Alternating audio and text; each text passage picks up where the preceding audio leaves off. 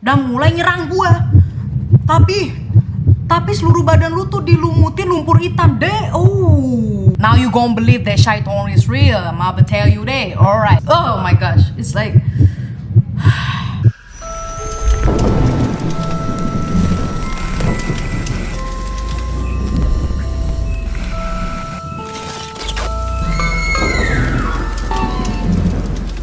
hey guys, Vigits, apa kabar? How are you?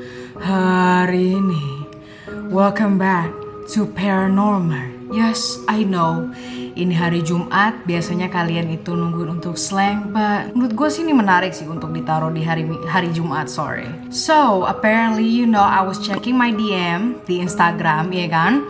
Gue melihat ada beberapa, not so many, ada beberapa yang memberikan gue sebuah konten idea of this horror video, you know. Jadi salah satu subscriber DM gue, "Kak, tolong dong kak, coba ceritain lagi true horror story dari Reddit." Ya, jadi nih Reddit tuh suatu situs di mana tuh banyak lah yang ada cerita-cerita lah, terus ada facts, or it's just like an article di mana kalian tuh bisa sharing lah, whatever. So, ternyata di Reddit ini banyak sekali yang namanya cerita horor pengalaman sendiri, dan it's a true story.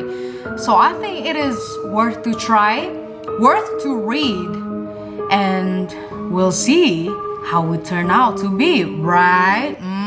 And yes guys, mungkin gue untuk video kali ini gue nggak bakal as hype as before, dimana gue bisa teriak-teriak ini itu. But again, you know it's Sasha Marissa, we are going to see what happens next. Shh. Lihat nih jam berapa nih, coba lihat.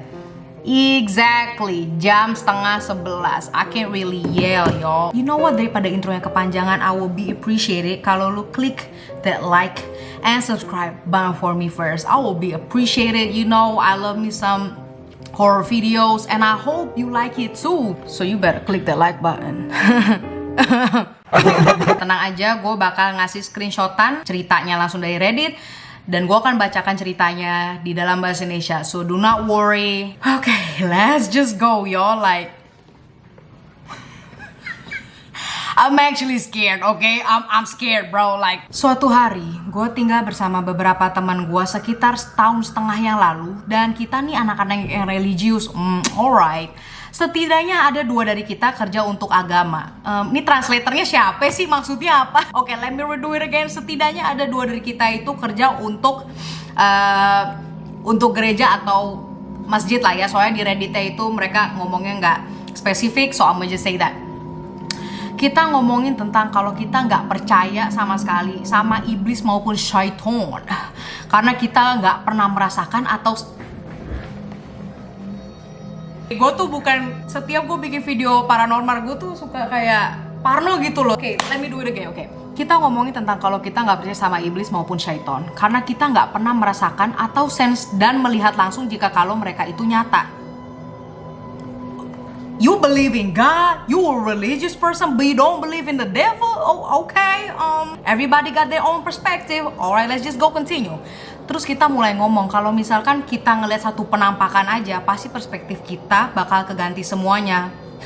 You're damn right. Terus kita mulai ngomong kalau misalnya kita ngeliat satu penampakan aja, pasti perspektif kita bakal keganti semuanya. Terus gue ngomong kencang-kencang, kalau misalkan beneran ada di sini, gue berharap lu bakal nunjukin ke kita. 2 hari berikutnya, gue tidur nyenyak dan ngalamin mimpi yang lumayan vivid dan brutal, guys. Jatuhnya nightmare totalitas dalam seumur hidup gue, oke? Pendek cerita, gue di mimpi tuh lagi di rumah masa kecil gue. Dan kita dimalingin, ya elah, kesian bener. Dan malingnya nembak bapak gue, tapi si maling itu ternyata gue. Plot twist banget anjir. Oke, let's continue. Well, gue dan bokap memang punya hubungan yang gak begitu mantap, sob. Dan detail mimpi gue lagi nembak bapak gue itu bikin gue kaget sampai gue kebangun sembari ngigo nangis. Tapi gue bener-bener sampai nangis akhirnya. Ketika gue udah kebangun, terus gue ngeliat di ujung kaki gue, di tempat tidur gue ngeliat ada seorang figur laki-laki sedang duduk di ujung kaki gue dan ngeliat mata gue tatap-tatapan. Bitch! Oh my gosh, it's like wajahnya seperti umur 80 tahun, tapi nggak pernah sampai pubertas. Hah? Gue cuma bisa ngedeskripsinya kayak begitu, guys. Mukanya kayak orang baik tapi matanya mengerikan. Dan tatapannya itu bener-bener nganain jiwa gue. Dan kelihatannya dia punya raut yang pengen tahu sesuatu. Like, so the ghost was looking at like, damn!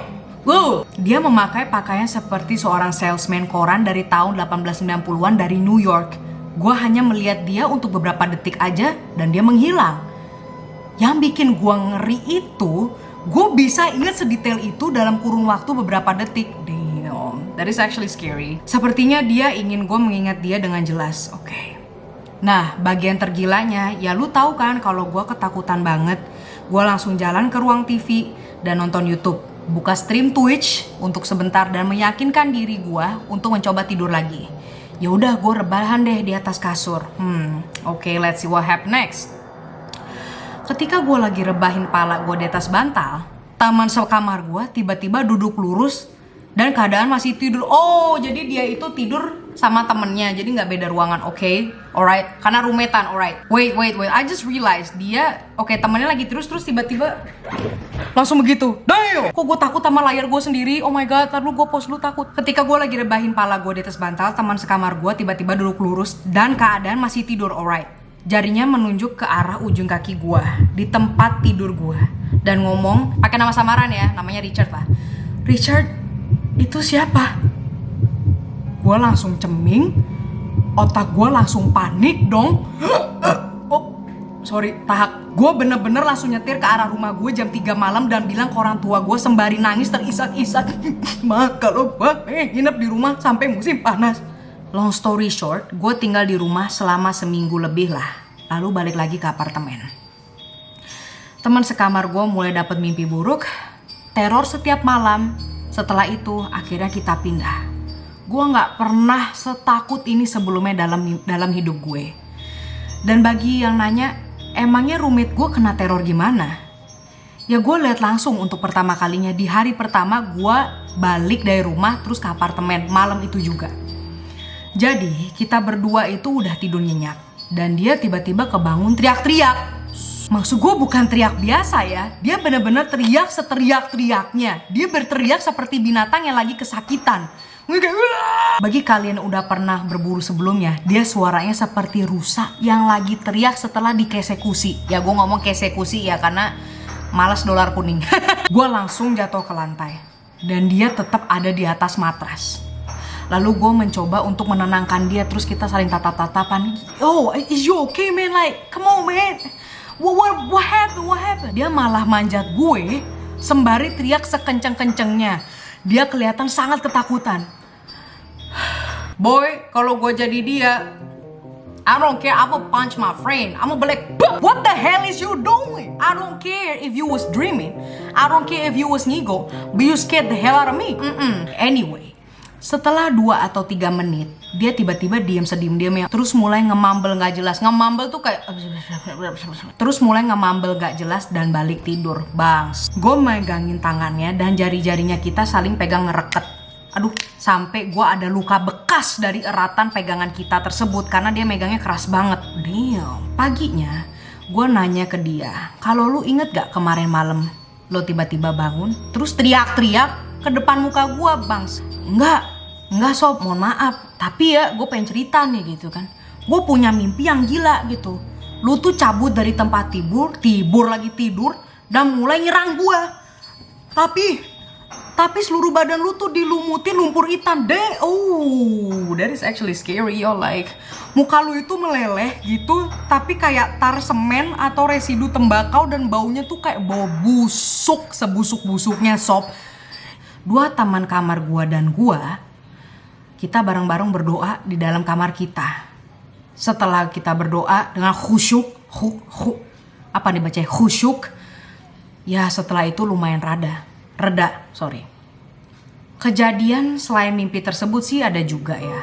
Salah satu contohnya, sofa kita kayak ada yang nyakar sampai isinya keluar. Damn, I just bought it from Informa. Now like the ghost gonna scratch that damn couch. Dan sesuatu bocor dari atap kita pada tengah malam. Dan ada suatu saat botol anggur kita meledak. Oke, this is actually funny. Botol anggur kita tiba-tiba meledak, kagak ada angin ini tuh tiba-tiba duar. dan ngagetin kita semua. Maybe the ghost wanna have a toast. That is actually a short story, but sumpah gue merinding pas di bagian ada juriknya di ujung kaki kita pas kita tidur. It actually happened to me before, dan gue jadi malas ceritain. Anyway, gue nggak bakal ceritain pengalaman gue karena kejadiannya itu di rumah ini. Anyway, this is a very short story, and gimana video nextnya itu gue pengen ceritain dari cerita lu. Yes, gue pengen denger kejadian terseram lo dalam hidup lo. Based on true story ya, bukan dari lo nyari di internet kayak Reddit atau anywhere else dari Google or something like Instagram. Gue pengen denger murni cerita terseram lo. Yes. Right, so I made up my mind gue bakal bikin konten itu untuk minggu depan. So please kontak gue, share cerita pengalaman terseram lo itu ke Instagram DM gue atau ke email gue langsung. Yes, ada di description or gue bakal naruh di sini. And yes, untuk video selanjutnya gue nggak bakal cerita cuma satu cerita seperti ini. Gue bakal cerita like top 3 or top 5 cerita pengalaman seram dari subscribers of Sasha Marissa. I will be appreciated if you do that, cause I really look into it. Okay guys, gue bakal nunggu cerita true story, scary true story from you guys. So guys, thank you so much for watching this horror bedtime story with Sasha Marissa. I will see you next weekend, and I will read your true horror story next weekend. I love you guys.